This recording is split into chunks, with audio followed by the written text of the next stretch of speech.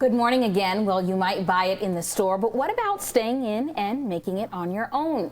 Tracey Medeiros is here to show us how we can make our very own hummus. I love hummus. Yeah. Good to see you. Nice to Thanks see for you. being here. Thank you for having me back. Today I'm making a roasted Delicata squash and red onion hummus. And for those viewers who aren't familiar with Delicata squash, I brought one.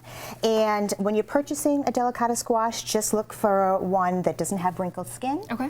That's heavy for its size and free of soft spots. And you said now is a great time to get them. I mean, I keep Yes. seeing them in the store, and I'm like, I don't know what I would do with that. So Right. now And you if know. you love sweet potatoes, this is a great substitute. Oh, perfect. Okay, so for time purposes, I've already roasted the Delicata squash and the red onions. So you're just gonna put this in the food processor like so.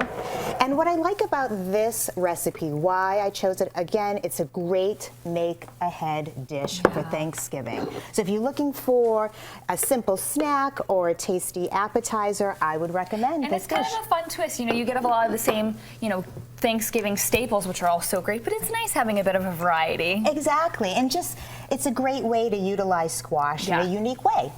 So now I'm just gonna add 2 tablespoons of olive oil like so. And again, you'll see how easy it is to make. I see you put some red onions in here. I did, and what's great about the red onions, it adds an earthiness to the recipe, because the Delicata squash tends to be sweet. So, We see you're grabbing some maple syrup. of course, Vermont maple syrup, absolutely.